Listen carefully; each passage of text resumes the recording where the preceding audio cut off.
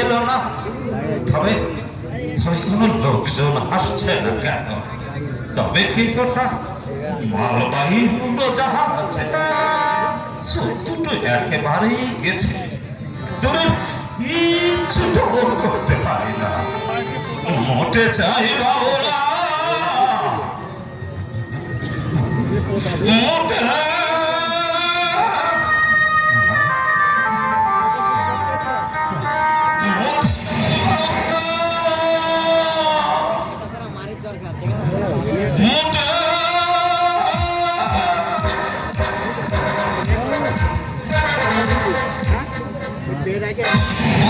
দেখলাম প্লেন থেকে নেমে কাস্টমস অফিসে ঢুকতে, এতক্ষণ কি করছে সেখানে?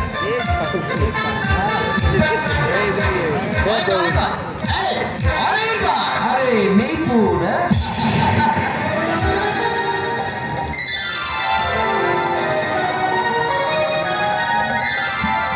আমার চিঠি পেয়েছিস? তাহলে পেয়েছি বলে তো ঠিক সময় আসতে পেরেছি। তারপর কেমন আছিস?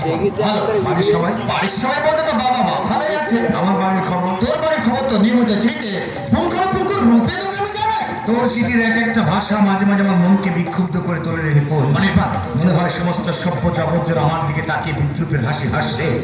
নিজের মুখোমুখি দাঁড়িয়ে তখন শুধু নতুন খবর কি আছে বল? নতুন খবর বলতে মেসমশাই মাসিমা তোকে বেঁধে রাখার জন্য একটা টানা কাটা পরিচয় দিয়েছে। নিজেদের উচ্ছৃঙ্খল জীবনের সুখ ভোগের জন্য যারা আমাকে চিরটাকাল মাতৃর মতো দূরে সরে রেখেছে, তারাই আজ আমাকে গাছে পেতে চাইছে। ভাবতে আমার হাসি পায়। কিন্তু এভাবে বললে তো চলবে না বন্ধু। যাদের প্রতি এত আক্রোশ, এত ক্ষোভ, তারাই তোর বাবা মা। মা, হ্যাঁ, তারা আমাকে কষ্ট করে পৃথিবীতে এনেছে। পোষা জন্তুর মতো তাদের খেয়ালে এতদিন আমাকে চলতে হয়েছে। টাকা পয়সা খরচ করে আমাকে লেখাপড়া শিখে এতটা বড় করে তুলেছে। এত সব ভুলি কি করে বল? ভাবতাম না রিপুর, ভাবতাম না। যদি জগতে ভালো মন্দ শব্দ দুটোর অর্থ আমি না বুঝতাম, যদি জগতের 5 জন ছেলে মেয়ের প্রতি তাদের মা বাবার ব্যবহার আমি না দেখতাম, মন থেকে সব ধুয়ে মুছে ফেল, দেখবি অনেক শান্তি পাবি। জগতে সবার মন সমান হয় না রিপুর। চন্দ্র সূর্য একই আকাশে ওঠে, আলোর প্রাণও তাদের এক, অথচ একটা প্রখর, একটা শীতল। যাক, তোর এই পরীর খবরটা বল। পরীটার নাম কি? বৈশালী। বৈশালী নামটা যেন কোথায় শুনেছি, কিন্তু কোথায় ঠিক মনে করতে পারছি। ও হ্যাঁ হ্যাঁ হ্যাঁ, বৃহস্পতি কাঞ্জিলালের মেয়ে, তাই না? হ্যাঁ, বছর 5 আগে যখন একবার বাড়িতে এসেছিলাম, তখন ওই বৈশালীর সঙ্গে আমার আলাপ হয়েছিল।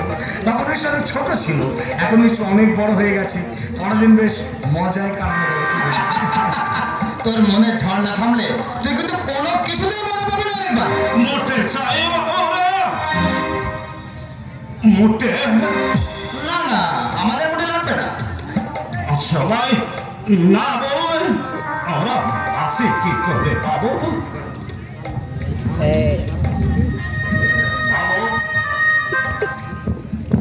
হাতের ওই ব্যাগটা দিন, আমি ট্যাক্সিতে তুলে নিয়ে আসি। না না, এই ছোট জিনিস বইতে আমার মুখে লাগে। ছোট জিনিস 100 পয়সা দেবেন বাবু, 10 পয়সা, 15 পয়সা, যা আপনার ইচ্ছা।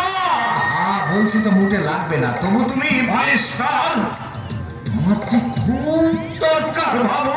দরকার যখন আমি এমনিতেই তোমাকে দিচ্ছি। এই না, কি হলো? না না না বাবু, ভিক্ষে আমি এই না বাবু। ভিক্ষে নাও না। বাহ বাহ বাহ বাহ, দারুণ মর্যাদা বলত। তা কত হলো? কি বাবু? বয়স? এই 76-77 হবে। ও মানে যাওয়া আমার যে সময় হয়েছে বাবু। যা বয়স তোমাকে বইতেই তো মুটে লাগে, অথচ তুমি নিজে মুটে। ছেলে মেয়ে কেউ নেই নাকি? না না, আর মেয়ে নেই বাবু। হবে? একটা ছেলে আছে বাবু। আছে? ছেলে আছে বলছো, আর তার বাবার এই দশা। ছেলে দেখে না বুঝি? বুড়ো বাবা মা তো পুরনো ছেঁড়া কাপড়ের সমান বাবু। আজকালকার দিনে কটা ছেলে পুরনো ছেঁড়া কাপড় যত্ন করে তুলে রাখে বলতে পারেন বাবু?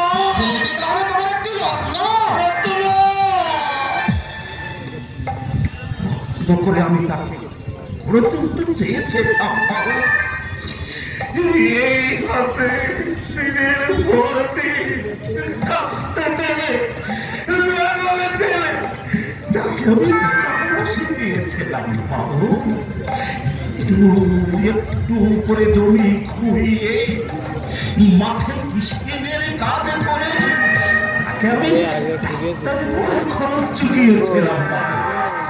ভেবেছিলাম এই যে প্রত্যেকদিন ছেলেটা ডাক্তার হবে, ডাক্তার হয়ে গায়ের মানুষের কল্যাণ করবে।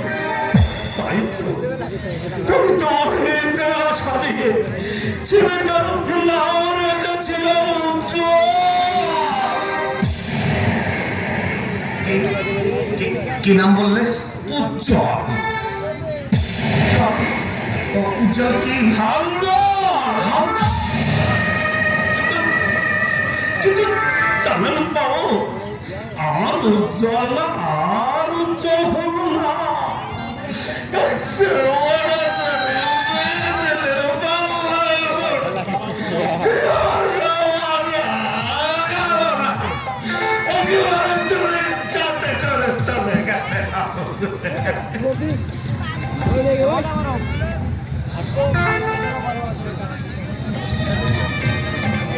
ইংলিশটা দেন গেল তুমি উজ্জ্বল তোমাদের বাবা। উজ্জ্বল তোমাদের বাবা তুমি। তুমি তুমি বলবো আমার উজ্জ্বল কি আপনি চেনেন না বাবু? না না, মানে আমি তোমার উজ্জ্বলকে চিনি না। চেনেন না? এইমাত্র তুমি বলতে না ছেলেকে তুমি অনেক লেখাপড়া শিখিয়েছো। লেখাপড়া শিখে কি শিক্ষা সে পেয়েছে? আমি শুধু তাই ভাবছি। আমি কিন্তু এখনো কিচ্ছু ভাবি না বাবু। তবে কবে এই জীবন থেকে আমি মুক্তি দেব বাবু? আমি মুক্তি দেব। কোথায় থাকো তুমি? আমি আমি বড় রাস্তার ওপারে শরৎ পরনেতে এক পাউল ছোট্ট একটা ঘেরা আনন্দায় আমরা বুড়ো বুড়ো দুজন থাকি বাবু। মোট হয়ে যা পাও তাতে তোমাদের চলে? চলে না, চলে না বাবু। আর বুড়িটা বাবুর বাড়িতে কাজ করে মাসে 20 টাকা মাইনে পায়, আর আমি সারাদিন তাই দিয়ে কোনো রকমে আদামেটাকে আমাদের দিল খেতে দেয় বাবু। আমাদের দিল খেতে তোমাদের ছেলে বোধহয় কোনোদিন তোমাদের কাছে আসে না। দেয় বাবু। ছেলেকে তোমার দেখতে ইচ্ছে করে না। সব সময় আমি তাকে ভুলে থাকতে চেষ্টা করি। তবে জানেন বাবু, আর একটা নাতি আছে বাবু। কোনোদিন দেখিনি। মাঝে মাঝে তাকে যে দেখতে আমার ইচ্ছে যখন করে একদিন তুমি তাকে নিশ্চয়ই দেখতে পাবে।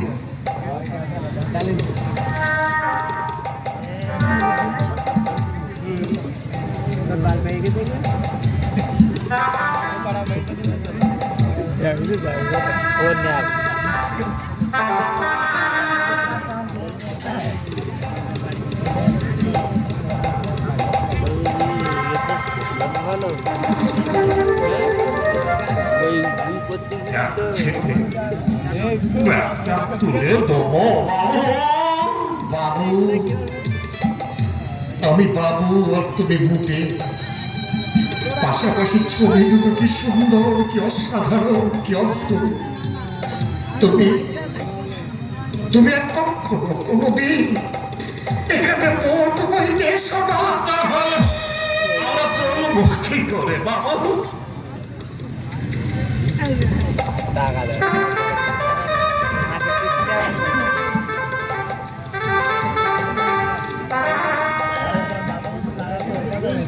এই না, আমি তোমাকে সহজে টাকা দিচ্ছি।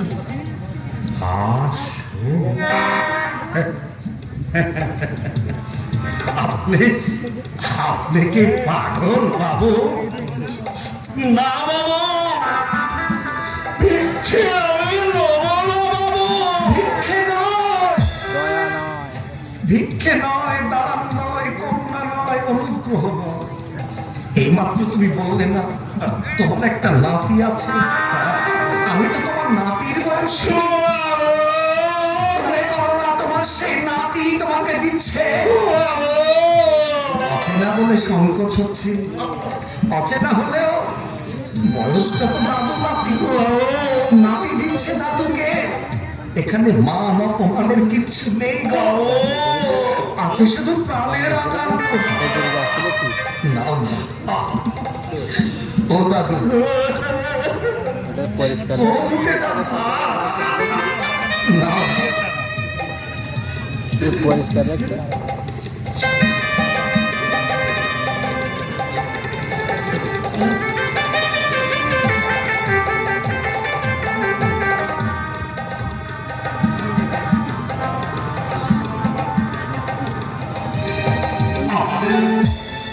আমার যদি মতো দৃষ্টি শক্তি থাকতো বাবু, আমি আপনাকে একবার প্রাণ ভরে দেখতাম বাবু।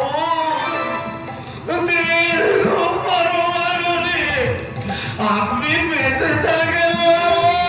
আমার বৃদ্ধির আশীর্বাদ নয়, তুমি তোমার নাতির উদ্দেশ্যে আশীর্বাদ করো, সেজন্য তার বৃদ্ধ দাদু ঠাকুর মা লাঞ্ছনার প্রতিশোধ নিতে পারে।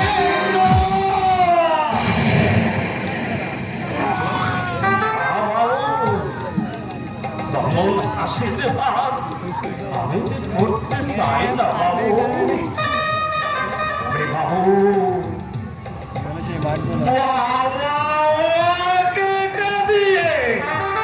কোন সন্তান আজ পর্যন্ত হাসতে পারেনি বাবু, আজ পর্যন্ত হাসতে পারে।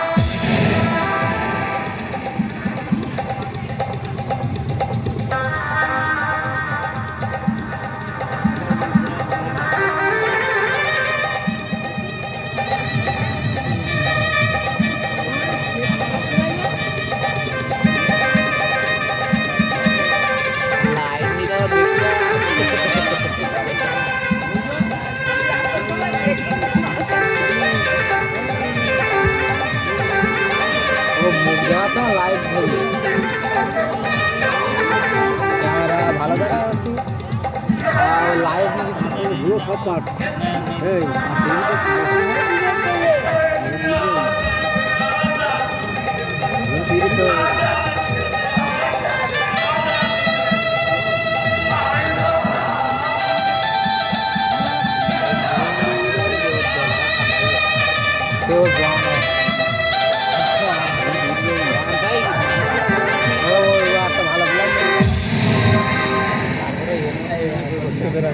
কেউ এবার তুই আমায় কি বলবি নিপুণ? সব দেখে শুনে বলার শক্তি আমি হারিয়ে ফেলেছি নিপুণ।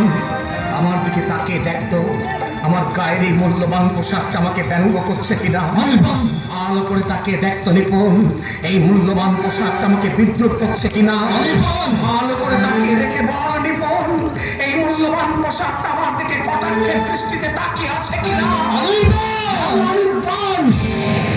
নির্বাণের মতো অশান্ত আগুন হেমে জ্বলে উঠবো, আর তুই আমার বন্ধু নিপুণ, আমাকে সুনিপুণ ভাবে সমস্ত কাজে সাহায্য করবি। তুই কি তবে অশান্ত হয়ে বাড়িতে যাবো রে নিপুণ, অশান্ত হয়ে বাড়িতে যাব। এত অন্যায় দেখেও আমরা যদি অশান্ত না হই, তাহলে আমার ঠাকুর তার মতো মুঠেতে এই দেশটা যে ভরে যাবে রে নিপুণ, এই দেশটা ভরে যাবে রে নিপুণ, দেশটা ভরে যাবে।